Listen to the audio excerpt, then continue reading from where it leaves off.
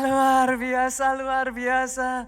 Saya senang berjumpa kembali dengan, saya tahu saudaraku jemaat di tempat ini orang-orang yang diurapi Tuhan. Saya melihat senyum-senyum yang diurapi Tuhan. Saya melihat senyum-senyum yang diberkati Tuhan. Aminnya boleh yang paling keras. Kita masuk di bulan Maret ya saudara. Gak berasa ya, satu catur bulan sudah terlalui di 2025 ini. Dan kita masuk juga di satu seri firman yang baru saudara. Saya akan berbicara tentang family blessing. Kalau di bulan Februari kemarin I'm talking about financial, saya berbicara tentang keuangan. Tetapi masuk di bulan Maret ini saya akan berbicara tentang family, keluarga. Tapi hari ini saudaraku, saya akan mengambil satu topik yang masih berkaitan dengan bulan lalu. Ini topik yang sangat marak, yang sangat saya sayangkan saudaraku, menyebabkan kehancuran banyak keluarga. Itu sebabnya justru saya ingin membahas mengenai topik ini di dalam nama Yesus. Jemaat di tempat ini dihindarkan dari semuanya itu. Saya akan berbicara tentang hutang. I know, saya tahu saudaraku. Ini sangat marak terjadi dan sangat meresahkan saudaraku. Hari ini saya akan memberi judul firman Tuhan, keluarga bebas hutang. Di dalam nama Yesus saya perkatakan terjadi atas keluarga demi keluarga di tempat ini. Keluargamu bebas hutang. Berapa banyak yang setuju dengan saya bahkan bahwa uang bukan segalanya? Sepakat ya saudaraku. Tapi berapa banyak yang juga mengatakan yes, keuangan pegang peranan yang sangat besar untuk kebahagiaan keluarga. Itu sebabnya saudaraku, saya mengambil waktu yang cukup lama gereja ini selama di bulan Februari kemarin, even I extend it. Tetapi tentunya yang di bulan Maret ini masih di dalam ranah kapasitas keuangan di dalam keluarga, Bapak Ibu.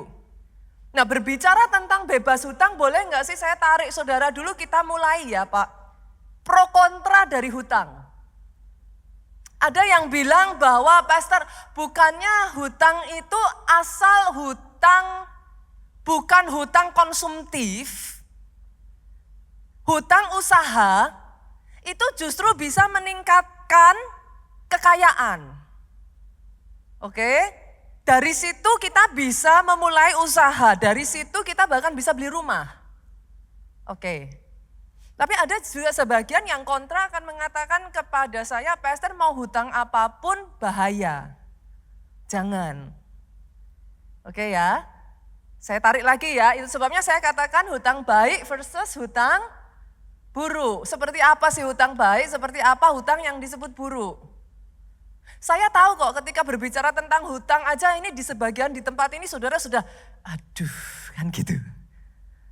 Tapi it's okay ya Bapak Ibu, daripada saudara dengar di luar, dengar di rumah Tuhan. Boleh ya? Ada sebagian juga pro kontra tentang hutang yang mengatakan seperti ini, pastor, zaman sekarang kita sudah ada di dunia modern. Kalau kemana-mana bawa cash kan nggak enak. It's not convenience gitu. Kartu kredit bisa menjadi jawaban buat hal tersebut. Besides, ada banyak tawaran yang diberikan oleh kartu kredit. Diskon-diskon, fasilitas, why not? Tapi ada sebagian juga yang mengatakan, pastor, sekalipun itu kartu kredit justru kalau enggak hati-hati bisa membuat kita tergoda besar pasak daripada tiang. Enggak berasa kan, gesek, kan enggak kerasa. Even if bahkan kartu kredit dan pinjol memberikan bunga yang sangat tinggi sekali. Kalau enggak hati-hati itu bisa menjadi jebakan Batman saudaraku. Malah terjerat pada lingkaran kemiskinan. Oke, saya tahu ada sangat banyak pertanyaan tentang hutang, saudara. In case saudara punya banyak pertanyaan, not only about, bukan hanya bicara tentang debt, tapi tentang hutang, saudaraku. Banyak sangat orang Kristen itu punya pertanyaan, tapi seringkali nggak terjawab. Senggol kiri kanan boleh nggak sih ikut som? Ikut som. Som di gereja kita menjawab itu. They answer it. Ada jawaban, saya nggak tahu apakah di sini saudara punya pertanyaan sesederhana lah. Yang sedang marak juga dipertanyakan, persepuluhan. Iya atau tidak? Itu hanya pendetanya atau memang perintah Tuhan? Apalagi saudaraku, orang Kristen harusnya baptis selam atau boleh baptis perci? Nah itu semua pertanyaan. Apalagi saudara, ada sebagian juga dari saudara yang mungkin mempertanyakan, boleh nggak sih orang Kristen dikremasi? Atau orang Kristen harus dikuburkan? Nah semua pertanyaan-pertanyaan itu saudaraku som menjawab. Jadi senggol kiri kanan sekali lagi, ayo ikut som. Jangan hanya saudaraku cari dari luar, ujung-ujungnya bikin tambah pusing. Saya balik lagi ya, saya tarik balik lagi ya, let's talk about hutang. Kita berbicara tentang hutang. Saya akan melandasi, boleh nggak saya omong ini dulu saudaraku, saya sampaikan ini dulu. Sangat penting bagi kita untuk saling menghargai satu dengan yang lain. Oke ya, jangan akhirnya gara-gara satu topik ini malah bertengkar. Oke, ini sesama pelayan Tuhan juga loh ya Bapak Ibu. Jangan gara-gara satu topik ini kalau enggak hati-hati saling menyalahkan. Saya landasi dengan itu dulu ya. Instead, boleh enggak saya bawa saudara go back to the Bible. Berapa banyak dari saudara di tempat ini sebagai bagian dari keluarga Allah mempercayai bahwa Alkitab adalah satu-satunya kebenaran yang kita percayai yang dari Tuhan. Aminnya boleh paling keras di tempat ini. Kalau mempercayai Alkitab kita udah sepakat. Saya tarik balik dalam Alkitab boleh nggak?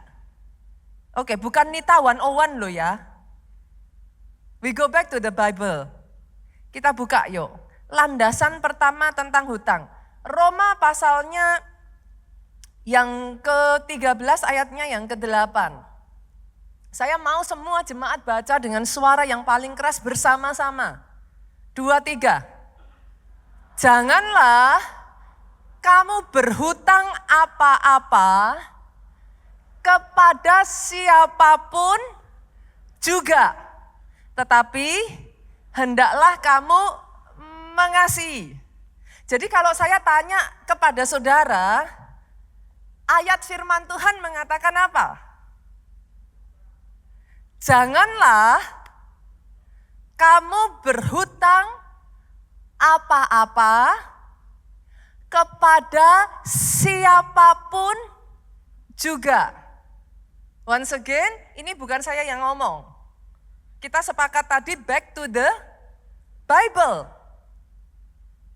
Tapi akan muncul sebagian dari saudara yang bertanya kepada saya, Pastor, berarti hutang itu dosa dong? Nanti dulu saudara. Ini another thing. Loh, kok pastor ngomong gitu? Bukankah Alkitab mengatakan janganlah kamu berhutang apa-apa kepada siapapun? Yes, betul. Tapi apakah hutang itu dosa? Nah, ini tiba-tiba semuanya diem nih sudah. Senggol kiri kanan katakan jangan tegang-tegang. Saya akan mengatakan ini saudara. Jawaban saya, bukan. Ini saya tahu beberapa mata sudah gini. Pastor tadi bilang kalau firman Tuhan ngomong janganlah kamu berhutang apa-apa kepada siapapun. Yes. Tapi apakah hutang itu dosa? Saya tarik yuk, saya ajak lagi ya. Firman itu enggak boleh hanya dibaca satu sisi, saudaraku. Yuk kita lihat Ulangan 28 ayat yang ke-12. Tuhan akan membuka bagimu perbendaharaannya yang melimpah, yakni langit untuk memberi hujan bagi tanahmu pada masanya dan memberkati segala pekerjaanmu. Sehingga engkau memberi pinjaman kepada banyak bangsa, tetapi engkau sendiri tidak meminta pinjaman. Oke, perhatikan ke depan nih, saudaraku. Ini adalah ayat yang diberikan, janji yang diberikan kepada Abraham dan keturunannya. Berapa banyak di tempat ini yang percaya bahwa saudara adalah keturunan Abraham? Aminnya boleh yang paling keras. Berarti bolehkah saya mengatakan janji ini untuk saudara? Janji ini mengatakan sehingga engkau memberi pinjaman kepada banyak bangsa, tetapi engkau sendiri tidak meminta pinjaman. Aminnya boleh yang paling keras. Dari ayat ini boleh enggak saya tarik nih Bapak Ibu? Kalau hutang itu dosa, masa Tuhan enggak fair? Kamu enggak boleh dosa, tapi kalau orang lain yang dosa biarin. Make sense enggak pemikiran saya? Masakah Tuhan menyuruh memberikan perintah yang membuat orang lain berbuat dosa? Pastor malah jadi bikin pusing deh. Yang benar yang mana? Gitu. Oke. Saya tarik ya Bapak Ibu ya. Urusan hutang bukan masalah dosa atau tidak dosa. Orang Kristen kadang seringkali sangat cepat judging. Urusan hutang itu bukan urusan dosa atau tidak dosa. Tapi pastor Tuhan kan ngomong, jangan engkau berhutang apa-apa kepada siapapun. Betul. Kenapa? Simple. Karena ada resiko yang sangat besar di balik hutang. Tuhan kalau cinta anaknya, saudara di sini yang punya anak-anak, kalau saudara sayang anak saudara, saudara tahu itu berbahaya, saudara larang atau saudara dorong? Pasti. Does it make sense? Hopefully it makes sense. Tapi hutang bukan urusan dosa atau enggak dosa. Masalahnya dari banyak orang Kristen bahkan saudara tidak melihat adanya resiko dan bahaya yang besar di balik hutang, akhirnya mengambil hutang sambil tutup mata, bahkan saudara mengucap terima kasih Tuhan karena hutangnya cair, tanpa menyadari there is a big risk. Boleh enggak instead of kita berdebat urusan ini dosa enggak dosa, saya ajak yuk kita lihat resiko dan bahaya dari hutang. Sepakat ya? Boleh ya? Kesepakatan kita tadi apa? Back to the Bible. Pastor, emangnya Alkitab membahas resiko hutang? Ada. Loh, Alkitab itu semuanya ada. Makanya senggol kiri kanan, dibaca. Nah kalau nggak dibaca Bapak Ibu gimana caranya saudara tahu? Nehemia yuk kita buka pasalnya yang kelima. Kita lihat apa resiko hutang. Ayatnya yang ketiga sampai ayat yang kelima. Apa dan ada yang berteriak. Saudara boleh bantu saya ya, nanti kita bergantian membacanya. Ada yang berteriak, ladang dan kebun anggur dan rumah kami gadaikan untuk mendapat gandum pada waktu kelaparan. Ayat 4 sama-sama 23. Juga ada yang berteriak, kami harus meminjam uang untuk membayar pajak yang dikenakan raja atas ladang dan kebun anggur kami. Ayat 5, kita baca sama-sama 2-3. Sekarang, walaupun kami ini sedarah sedaging dengan saudara sebangsa kami, dan anak-anak kami sama dengan anak-anak mereka, namun kami terpaksa membiarkan anak-anak lelaki dan anak-anak perempuan kami menjadi budak. Dan sudah beberapa anak perempuan kami harus membiarkan diri dimiliki orang lain.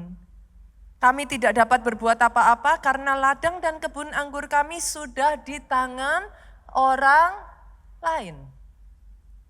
Ayat ini bercerita tentang satu keadaan yang dialami bangsa Israel pada saat itu yang begitu menyedihkan, saudaraku. Satu keadaan di mana mereka kehilangan kebebasan mereka.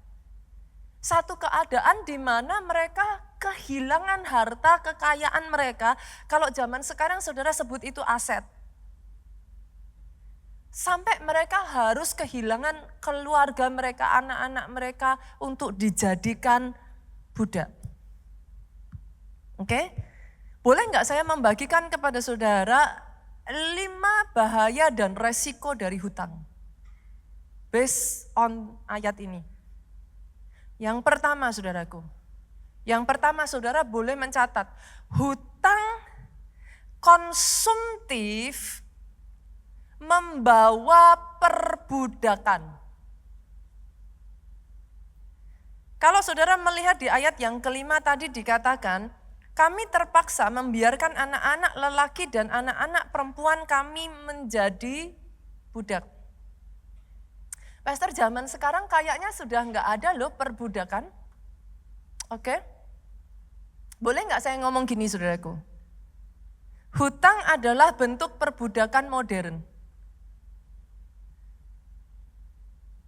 Oke? Buktinya mana pastor? Balik-balik lagi semua kita main ayat aja gimana saudara? Boleh ya? Back to the Bible kan? Amsal 22 yuk, ayatnya yang ke-7. Saya tidak mengatakan itu dari saya sendiri, tapi this is the word of God. Ayat ini ngomong, orang kaya menguasai orang miskin. Yang berhutang menjadi budak dari yang menghutangi. Berarti setuju ya saudaraku, firman ngomong seperti itu ya. Hutang membawa seseorang ada di dalam perbudakan. Perbudakan apa pastor? Simple aja saudara, perbudakan finansial. Sadarkah saudara, momen di mana saudara mengambil keputusan untuk mengambil hutang, every single morning saudara bangun, setiap bulannya saudara menerima hasil kerja keras saudara, saudara tidak lagi bebas menggunakan seberapapun hasil kerja keras saudara for whatever reason you want. Setiap pagi hari saudara bangun, momen di mana saudara memutuskan mengambil hutang, saudara harus setiap bulannya atau tergantung hutang seperti apa yang kau ambil, setiap harinya mengambil uang kerja keras saudara untuk membayar hutang. Setujukah saudara dengan saya bahwa saudara tidak lagi punya kebebasan yang sama untuk menggunakan uang saudara sesuka hati saudara? Hutang juga menyebabkan perbudakan emosional. Berapa banyak dari saudara yang bangun pagi sudah langsung mikir cicilan, sudah langsung mikir bunga. Saya tanya, ketika mikir cicilan dan bunga, adakah di sini yang yes, pagiku cerah, hari gembira? Ada yang begitu saudara? I don't think so. Berapa banyak yang saya bahkan menemukan pagi hari saudara bangun itu sudah seperti kayak ada batu yang ditindih di hati saudara. Dan yang ketiga saudaraku, hutang itu membawa perbudakan spiritual. Bahasa apa lagi ini pastor? Engkau yang tadinya bebas untuk melayani, engkau yang tadinya bebas untuk melakukan apapun untuk Tuhan, gara-gara hutang hutang. Saya melihat sangat banyak orang, you no longer even go to church. Kalau saya tanya jawabannya apa? Pastor, saya harus melunasi hutang, saya harus kerja keras. Sekarang ini saya harus ngambil kerja 2-3 shift. You no longer have the freedom. Yang mendefinisikan seseorang sebagai budak itu apa, saudara? You do not have freedom. Jadi yang pertama, sadari bahwa ada resiko di dalam hutang yang menjadikan engkau budak dari orang yang memiutangi, saudara. Sebuah negara yang mengambil hutang dari negara lain harus mengikuti kesepakatan yang dipaksakan oleh negara yang memiutanginya. Yang mengerti katakan amin. Yang pertama ya saudaraku. Kita lihat apa resiko hutang yang kedua. Hutang menghancurkan kekayaan dan warisan. Ayat yang ketiga dari Nehemia pasal yang kelima tadi mengatakan, ada yang berteriak, ladang dan kebun anggur dan rumah kami gadaikan untuk mendapat gandum pada waktu kelaparan. Ladang, kebun anggur, rumah. Kalau saudara bekerja dari nol, saya tanya saudara, untuk sampai bisa beli ladang, untuk sampai bisa beli kebun anggur. Ladang, kebun anggur kalau zaman sekarang apa? Sebagian di sini ruko, untuk usaha, buka toko. Kebun anggur saudaraku, rumah. Saya tanya, kalau engkau bekerja dari nol, sampai kau dapat ladangmu, kebun anggurmu, rumahmu, itu harus kerja keras enggak saudara? Yes. Masuk akal enggak kalau saya bilang itu hasil kerja tahunan, belasan tahun, bahkan puluhan tahun? Sepakat ya saudara? Hasil pekerjaan yang harusnya bisa saudara wariskan kepada anak cucu. The moment saudara ambil hutang, yang dijaminkan apa? Dan kalau saudara tidak bisa membayarnya, artinya bukan hanya saudara tidak memiliki lagi aset untuk diwariskan kepada keturunan saudara, artinya saudara strip, saudara menghapuskan, saudara membuat keturunan saudara kehilangan apa yang seharusnya mereka bisa dapatkan dari saudara. Tapi Pak, bukan hanya itu loh Pak. Saudara kehilangan hasil usaha tahunan, belasan tahun, puluhan tahun. Habis begitu saja. Jadi ada resiko. Pastor, what do you want to say? This is what I want to say. Sadari bahwa ada resiko itu. Jangan mau ambil hutang, saudara tutup mata, simsalabim dalam nama Yesus. Pakai nama Yesus lagi, saudara. Tuhan sudah ngomong loh. Banyak orang Kristen tuh unik. Tuhan sudah ngomong, janganlah engkau berhutang apa-apa kepada siapapun. Tapi saudara ambil hutang dan saudara ngomong dalam nama Yesus. I'm not talking about sin, dosa atau enggak dosa. That's not what I'm talking about. But yes, you have to understand there is a risk and a huge risk. Resikonya besar. Yang ketiga, yuk kita lihat. Hari ini saya kepingin saudara ngerti dulu, ada resiko di situ. Hutang membawa tekanan dan kehilangan damai sejahtera. Tadi saya sudah katakan saudaraku.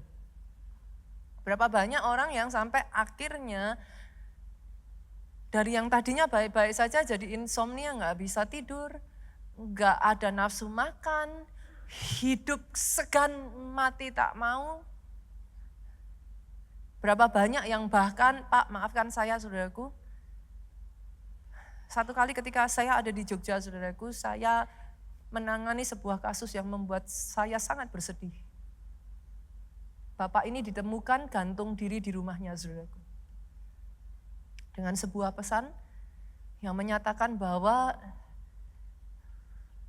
dia meminta maaf karena dia tidak bisa menyelesaikan hutangnya. Oh, itu membuat saya sangat sedih sekali, saudara. Itu sebabnya saya harus mengatakan kepada saudara, yes, there is a huge risk. Ada resiko sangat besar ketika saudara berhutang. Jangan tutup mata terhadap resiko ini. Yang keempat, hutang mengganggu hubungan sosial. Ayatnya tadi yang ke-5, saudaraku, kita bisa melihat dari ayat yang ke-5 tadi dikatakan seperti ini. Anak-anak kami terpaksa membiarkan, dikatakan walaupun kami saudara sedaging, sebangsa, anak-anak kami sama dengan anak-anak mereka, tapi kami terpaksa membiarkan anak-anak kami menjadi budak.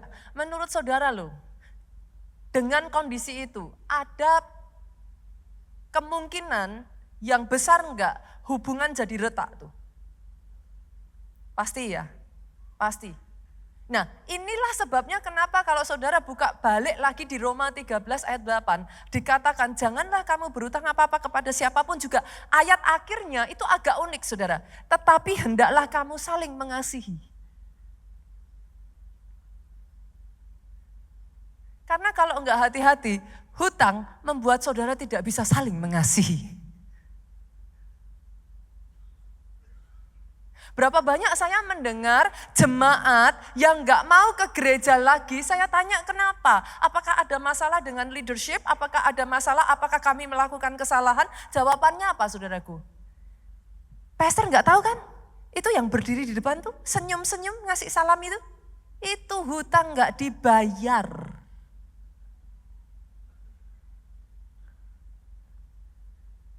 Di gereja Shalom, haleluya. Tapi enggak bayar hutang. Males lihat wajahnya. Saudara bisa mengerti yang saya maksudkan? Akhirnya bahkan hubungan kalau enggak hati-hati bisa rusak. Berapa banyak saudara mendengar kisah, ini saya tidak mengatakan I do not talk about majority, saya bahkan tidak mengatakan semua orang ya saudaraku. Tapi berapa banyak saudara mendengar kisah, karena banyak yang ngomong sama saya, Pastor, yang dihutangi sama yang kasih hutang, galak yang dihutangi. Tuh, langsung. See?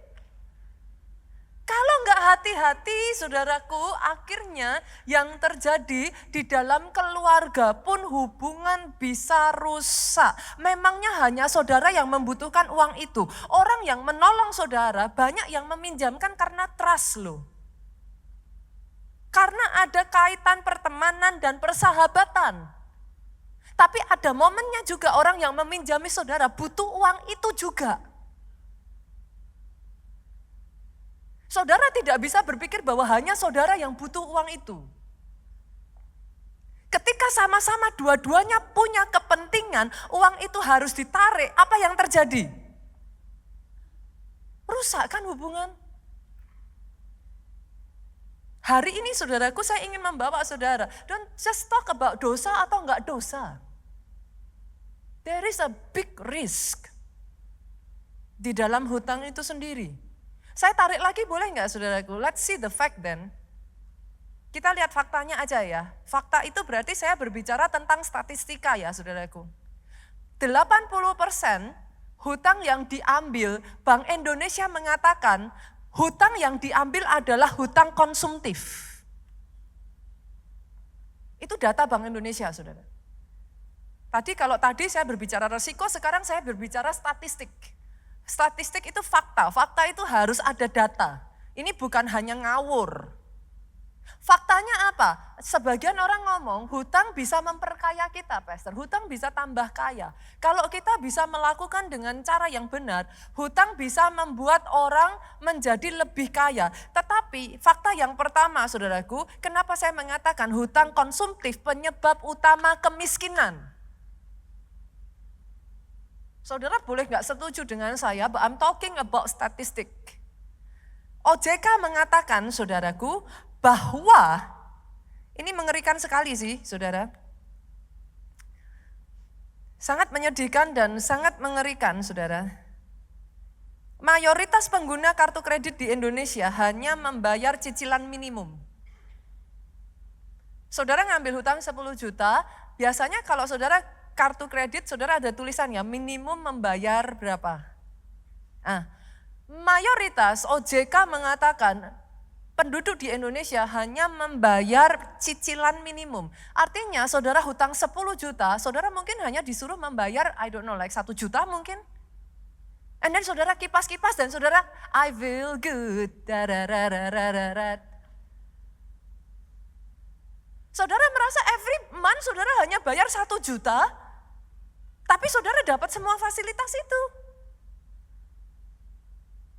Tapi yang saudara lupakan adalah masih ada 9 jutanya. Dan kalau saudara tumpuk itu, ini saudaraku, ini yang mengerikan. Nih saya baca, kenapa saya bolak-balik ke catatan, karena saya nggak mau kesalahan saudaraku. AFPI, Asosiasi Fintech Pendanaan Bersama Indonesia, mengatakan lebih dari 50% peminjam online, pinjol, terjebak dalam lingkaran hutang karena bunga super tinggi. Saudara tidak mau, saudara tutup mata terhadap resiko, dan saudara katakan, Pastor, cuman 1%. 1%. 1% tiap hari, saudara. Loh kalau 1% tiap hari itu kadang saya personally mengatakan ya saudaraku, ini talk about system juga gitu. Berbicara tentang bagaimana cara memfilter orang yang mengambil pinjaman. Ini kalau nggak hati-hati semua kacau. Berapapun nggak perlu pakai aset dikasih lah, ya itu bahaya tau saudara. Kalau bunga 1% 1 hari, 1 tahun saudara bunga berapa itu? 365%. Bunga bank normal berapa? Saat ini berapa bunga bank? No. I mean like bunga pinjaman, bunga kredit bank sekarang berapa ya? Di sini ada orang perbankan? I don't know berapa bunga bank saat ini nih. Kalau bunga deposit sekitar 7%,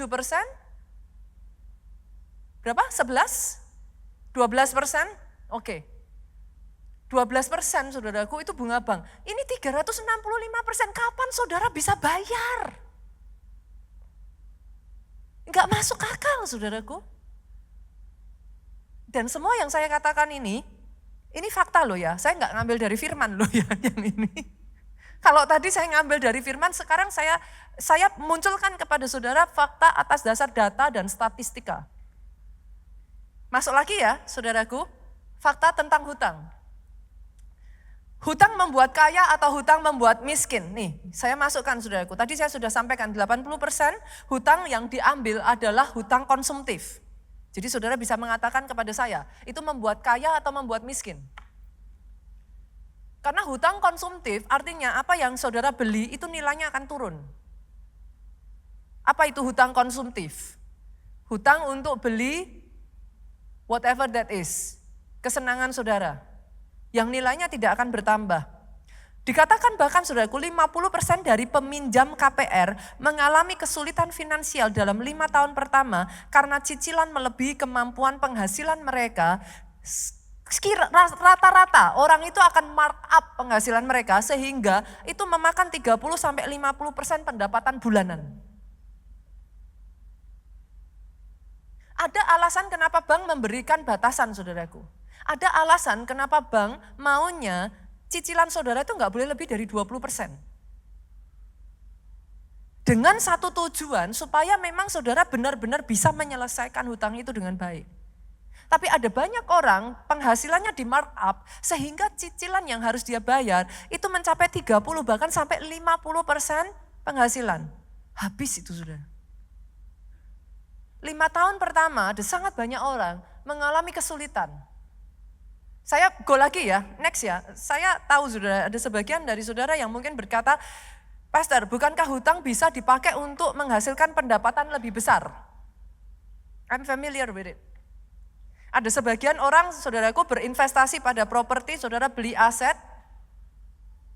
Dengan hutang, saudaraku, ROI mereka hutang biasanya bunganya lebih besar. Yang dibayar itu lebih besar dari bunga. Sehingga saudara bisa menghasilkan keuntungan dari situ. I'm well aware, saya familiar dengan itu, saudara. Dengan satu catatan, kalau semuanya sesuai rencana saudara. You never know akan ada pandemi COVID, you never know akan ada krisis, economical crisis, you never know this and that might happen. Saudara nggak tahu yang namanya kadangkala terjadi sakitlah inilah apalah di mana yang harusnya itu saudara bisa pakai sesuai dengan perencanaan, things go south. Oke ya, saya ambil fakta lagi. Untung ruginya berhutang. Saya ambil dari pasar modal aja ya saudaraku. Menurut Financial Industry Regulatory Authority, FINRA 2022, mereka memberikan fakta ini. 30% investor retail yang menggunakan hutang mendapat keuntungan. Artinya 70% lainnya mengalami kerugian. Pastor, what's your point? This is my point. Hutang bukan urusan dosa atau enggak dosa. Poin saya pertama. Poin saya kedua, firman Tuhan mengatakan, janganlah engkau berhutang apa-apa kepada siapapun. Poin saya yang ketiga, bukan karena itu dosa, tetapi karena ada resiko dan bahaya yang sangat besar. Sampai di sini, berapa banyak dari saudara yang bisa mengerti ini, saudaraku? Oke. Berapa banyak yang setuju dan sepakat aminnya yang paling keras?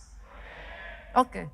Saya tahu saudara aminnya keras, tapi ada sebagian dari saudara yang ngomong sama saya, Pastor, lah kalau sudah terlanjur terus gimana? Saya menyatakan semua yang saya sebutkan tadi adalah kalau saudara belum mengambil hutang, pikir,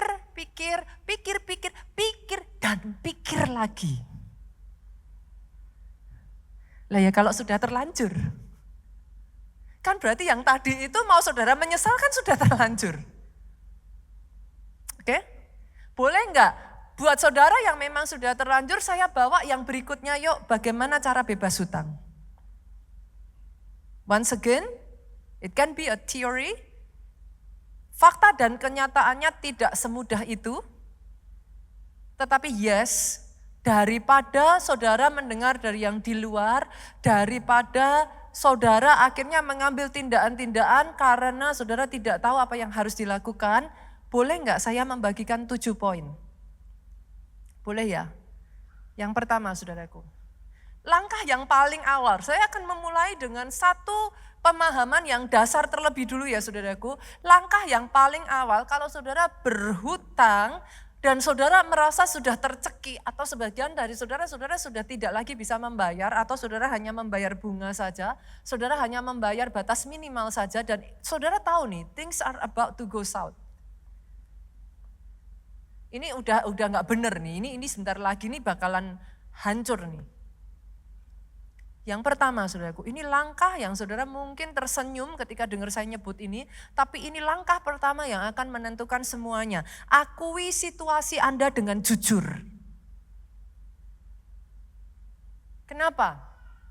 Saya berjumpa dengan sangat banyak pasangan yang istri atau suaminya berhutang, tapi disembunyikan dari pasangannya. Kalau sudah terpaksa dibongkar 3 dari 10.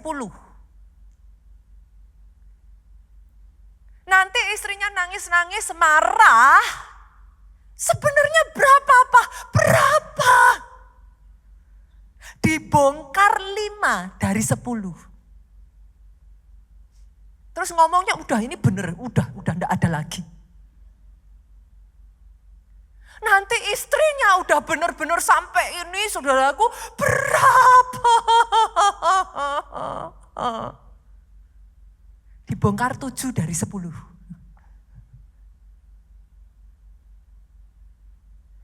That is a huge mistake. Itu sebabnya kenapa saya mengatakan langkah pertama ini sangat menentukan. Akui. akui dengan jujur. Karena saya menangani beberapa kasus ya saudaraku, justru karena disembunyikan pada waktu dia mengakui itu, hutang itu masih bisa diselesaikan. Tapi karena disembunyikan, time goes by, bunganya sudah begitu rupa sampai aset dilepas pun tidak bisa keluar.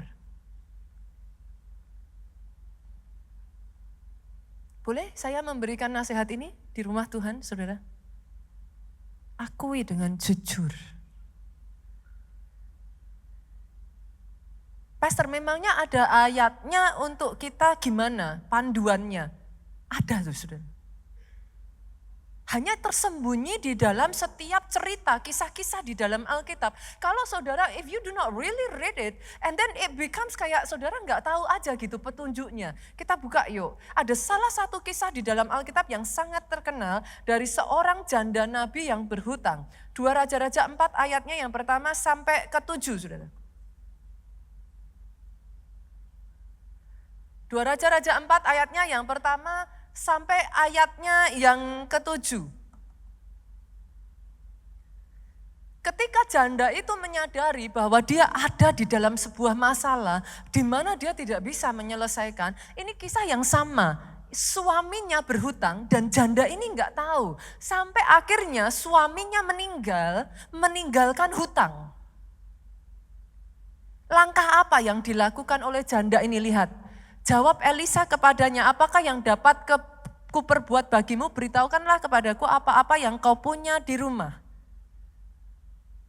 Langkah yang pertama yang diambil janda ini adalah jangan lari. Dalam nama Yesus anak Tuhan, kalau kau berhutang, bayar hutangmu. Maafkan saya saudara. Sebagai hamba Tuhan saya mengajarkan sebuah kebenaran. Itu sebabnya jangan lari. Berlarilah kepada Tuhan. Yang pertama datang di hadapan Tuhan, minta ampun. Karena saudara nggak bisa tutup mata loh. Hari ini buat saudara yang datang di tempat ini, saudara nggak bisa tutup mata. Saudara nggak bisa bilang sama saya, ups saya nggak tahu pastor. Ups saya nggak baca ayatnya. Nggak bisa, tadi sudah saya sampaikan saudaraku, Roma 13 ayat 8. Janganlah engkau berhutang apa-apa kepada siapapun. Jadi kalau itu yang terjadi, datang sama Tuhan, minta ampun di hadapan Tuhan, akui, dan setelah itu Elisa memberikan petunjuk apa yang ada padamu. List. Catat satu demi satu saudaraku, itu sebabnya butuh kejujuran. Bapak Ibu butuh kejujuran. List hutangnya apa saja. List hutang jumlahnya berapa, list due date-nya kapan. List siapa yang memberikan hutang. Nanti saya jelaskan kepada saudara, kenapa kok seperti ini. Ini saya memberikan tips simple ya, praktis ya saudaraku ya. Tips kehidupan sehari-hari nyata. Setelah itu saudaraku, seperti Elisa tadi ngomong, apa yang engkau punyai. Catat juga, saudara punya aset apa? Saudara punya emas kah? Saudara punya tabungan berapa? Saudara punya apa? Cek. Dan setelah semuanya itu saudara tulis, apakah cash flow-mu masih positif atau negatif? Itu harus dihitungkan semuanya, saudara. Dari situ saudara tahu what to do. In case buat saudara yang mengatakan, pastor firman ini saya nggak punya hutang nih. Balik ke yang tadi ya saudara. Tapi buat saudara yang saat ini sedang ada di dalam kebingungan, saya berdoa firman ini memberikan petunjuk kepada saudara. Yang kedua, setelah saudara list semuanya, tentukan bagaimana strategi yang akan saudara ambil untuk memprioritaskan hutang mana yang akan saudara bayar. Ada 2 metode, list itu yang saya maksud di sini ya saudaraku, kalau mau dicari sih banyak metodenya. Metode yang pertama adalah metode bola salju. Maksudnya gimana, pastor? Putuskan untuk membayar yang kecil dulu. Nanti saudara punya confidence, saudara merasa oh it can be done. Ada banyak orang yang karena tidak pernah mendata, karena tidak pernah menulis hutangnya, di sini itu udah scramble, saudara. Yang ada ketakutan aja, yang ada kayak akhirnya saudara freeze. You don't know what to do. Tendensinya pengen lari, pengen mengakhiri hidup. Jangan. Itu sebabnya, yuk, ada strateginya. Mau yang mana dulu? Tapi strategi kedua, prioritaskan bunga yang paling tinggi, yang hutangnya paling besar. Kalau yang pertama tadi, saudara membangun kekuatan dengan selesaikan yang kecil-kecil. Itu membawa saudara punya confidence. Oh, yes, bisa. It can be done. Tapi yang kedua, sebaliknya saudara hadapi dulu giant-nya. Yang paling gede, yang bunganya paling mencekik, hadapi dulu. Tapi yang ketiga, saudaraku, nah ini yang banyak orang nggak lakukan. Udah jatuh, terlilit hutang, ini yang nomor 3. Hentikan kebiasaan berhutang. Bagaimana saudara bisa membayar hutang kalau terus berhutang? It doesn't make sense. Akhirnya yang terjadi gali lubang, tutup lubang, artinya masih ada lubang gitu loh saudara. Itu hanya ilusi. Saudara ambil hutang untuk menutup hutang, tapi hutang itu enggak hilang. Kalau enggak hati-hati justru bertambah lebih banyak karena bunga. Jadi jangan berhutang. Strictly kalau saudara ada di dalam situasi ini ya saudaraku, saya sarankan kalau memang saudara tidak bisa menahan diri, itu kartu kredit potong saudara. Lah mau gimana? Ada yang pakai cara pastor jangan dipotong sayang, disembunyikan. Nanti disembunyikan saudara tahu tuh tempatnya. Dipakai lagi. Jatuh lagi. Yang keempat saudaraku, ini saya cepat aja, tapi hopefully ini menjadi satu petunjuk yang membantu saudara. Negosiasikan dengan pemberi pinjaman. Jangan lari, intinya itu aja. Banyak orang gak mau menghadapi yang memberikan pinjaman karena chicken out. Takut dimarahi, takut dibentak-bentak, takut diremehkan, takut. Saudara berbuat, saudara harus bertanggung jawab. Banyak yang akhirnya sembunyi, yang suruh ngadepin anaknya, yang suruh ngadepin istrinya, yang suruh ngadepin suaminya. Negosiasikan. Setiap orang yang memberikan pinjaman itu beda-beda. Bisa jadi ada yang pinjaman itu dari saudara. Ada yang pinjaman itu mungkin istilahnya kalau saudara masih bisa talk it. Saya punya itikat baik, intinya tunjukkan itikat baik. I will not run. Tapi boleh enggak bunganya dihabiskan, bunganya jangan dilanjutkan. Boleh enggak saya cicil dengan jumlah minimal yang saya bisa saat ini. Dan boleh enggak saya kasih tips saudaraku. Dalam saudara mengerjakan semuanya ini, tolong didokumentasikan. Ini tips sangat penting. Ini ada kaitannya nanti dengan legal, saudara. Ketika saudara punya itikat baik untuk membayar, dokumentasikan. Semua bukti transfer, saudara sudah membayar, dokumentasikan. Apabila ada persetujuan, dokumentasikan. Dalam hal ini kalau saudara sudah berbicara tentang legal, dokumentasi itu akan sangat penting sekali. Oke ya. Next berikutnya lagi. Yuk, yang kelima, saya akan bagikan 7. Tingkatkan penghasilan saudara. 2 Raja-Raja 4 ayat yang kedua, Elisa itu ngomong, apa yang dapat kuperbuat kepadamu? Beritahukanlah kepadaku apa yang kau punya di rumah. Berkatalah perempuan itu, hambamu ini tidak punya apa-apapun di rumah, kecuali sebuah buli-buli berisi minyak. Sangat penting saudaraku, ketika saudara sudah ada di dalam keadaan seperti ini, tingkatkan penghasilan saudara.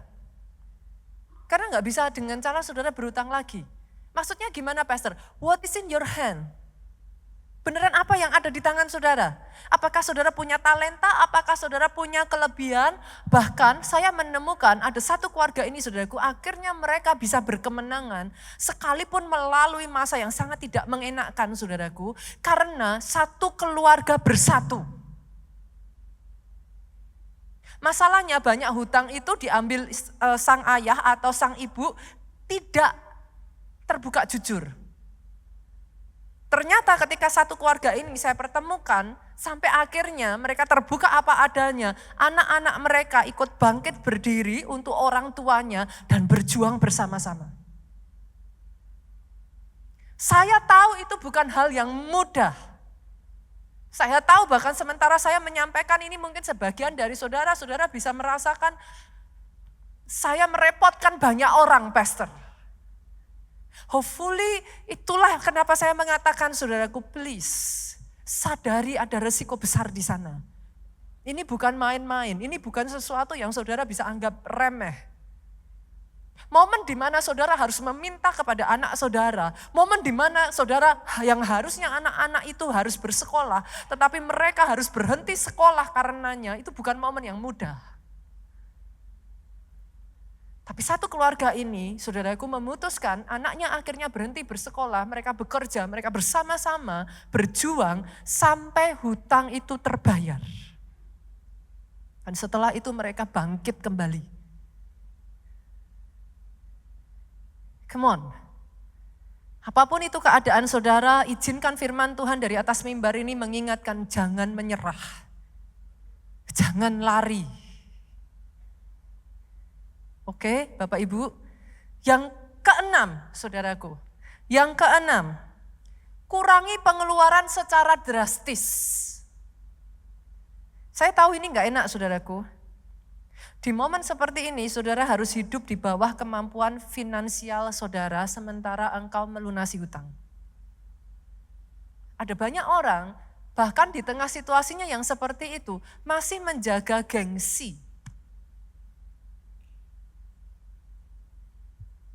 I can understand it.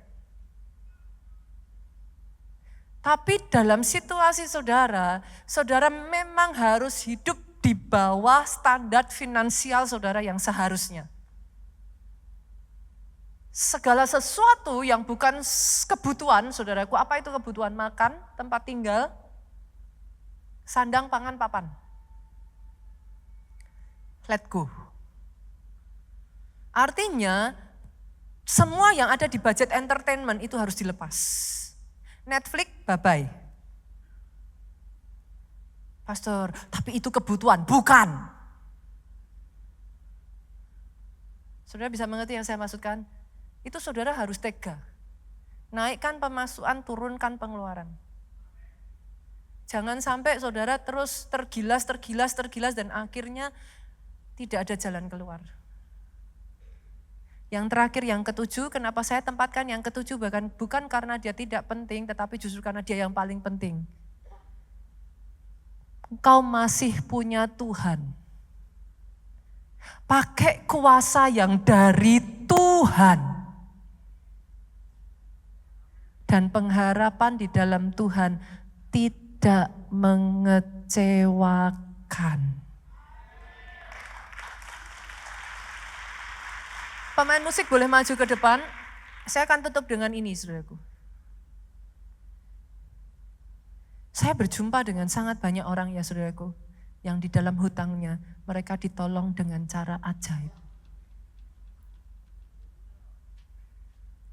Satu hal yang saya juga ingin mengingatkan saudara, Tuhanmu bukan Tuhan yang bisa di-copy paste.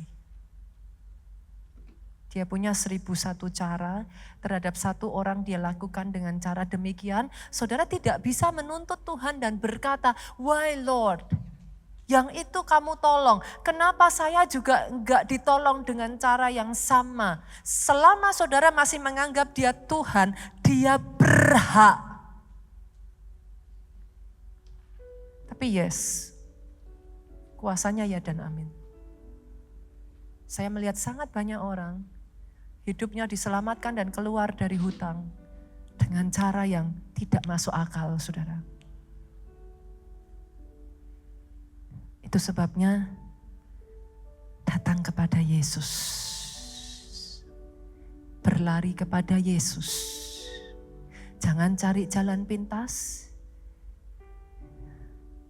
Certainly jangan, ini ya saudaraku, doa tidak menghasilkan dukun bertindak, jangan ya. Karena kan kita hidup di lingkungan bangsa Indonesia yang sangat religi ya, kadangkala hal-hal seperti itu masih banyak terjadi gitu. Jadi saya mengingatkan jangan. It doesn't help. Saya berdoa dari ini semua ya saudaraku. Firman Tuhan menata terus jalan saudara. Boleh ya dikasih rambu-rambu ya. Sehingga even di dalam keadaan yang tidak mudah pun engkau bisa berkata, segala perkara dapat ku tangguh di dalam yang memberi kekuatan. Bangkit berdiri yuk. Tuhan Yesus penolong dan sahabat, tetap percaya Tuhan setia. Jemaat yuk katakan segala perkara dapat ku tangguh.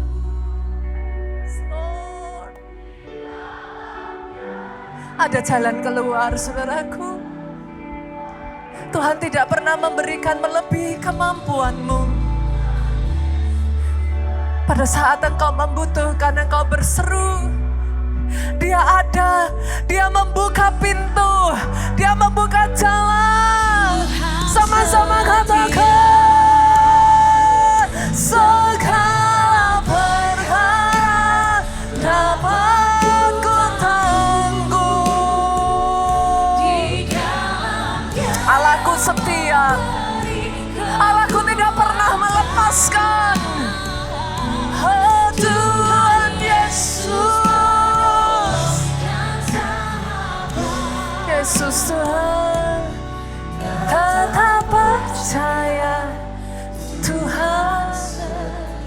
Hari ini saudaraku adalah satu momen di mana kita juga akan mengadakan perjamuan kudus.